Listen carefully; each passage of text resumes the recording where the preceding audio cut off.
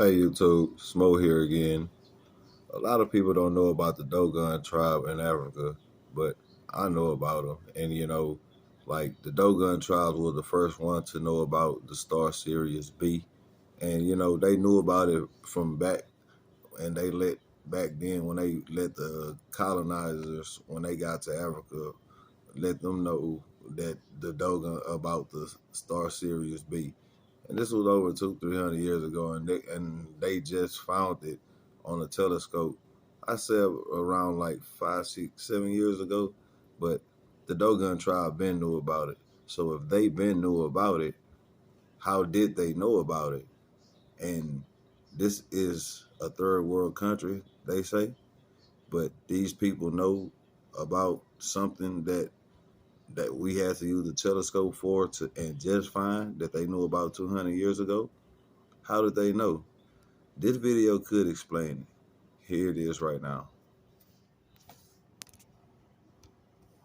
Paris, France. Ancient astronaut theorists believe that housed in the Louvre is an unlikely clue to the mystery of the Dogon tribe of Mali. It's a carved stone made of basalt with a depiction of the Babylonian king Hammurabi speaking with a divine being. Below them, carved in cuneiform, is perhaps the most significant legal text in the ancient world, the Code of Hammurabi. King Hammurabi ruled ancient Babylon in the 18th century BC, and he devised the world's first known set of laws. For example, this is where we get the idea of an eye for an eye. But what's fascinating to me is that according to King Hammurabi himself, this was dictated to him by a being that came from the sky. In my mind, King Hammurabi was documenting exactly what happened. He was advised by an extraterrestrial. Ancient astronaut theorists suggest that not only were the Babylonian gods extraterrestrials who instructed King Hammurabi, but that one of them provides an intriguing connection to the Dogon of Africa and their amphibious visitors from Sirius B. That god, the chief god of the Babylonians, was called Dagon. They have a god named Dogon, and it too is an amphibious human god. The Babylonian god Dagon sounds eerily similar to the Dogon tribe, who claim they were visited by beings from Sirius B. Is that because the Dogon named themselves after the same god?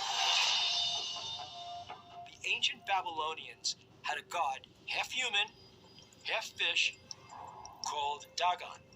Is there a relationship between the Dogon and Dagon and the deity of the Babylonians that brought civilization to Earth? Absolutely, there could be a relationship. The Babylonians worshipped Dagon in a temple called Emol, or the House of the Star. Could this be Sirius B? Did inhabitants of this distant star visit both the Dogon in Africa and the Babylonians in the Middle East and leave their name, perhaps Dag or Dog, embedded in both places? What if, when the extraterrestrials visited, our ancestors listened to their language, words with dog, something that was the most prevalent term that they just heard? So the idea that we have these cultures with a root word is the same indicates to me all these ancient cultures were visited by the same people.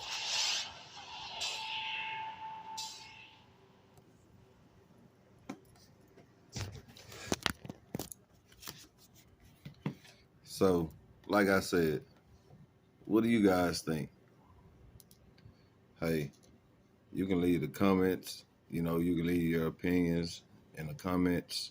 But like I said, that for these people to know 200 years ago about the Star Sirius B, and we're just publicly announcing it around not even 10 years ago, that says something. How did they know? Hey, it's a lot of questions that's going unknown. It's a lot of questions that don't want to be known. It's for you guys, to do the research on, just like I try to find out the research. Hey, live enormous, not dormant. Think outside of the box. Smo signing out.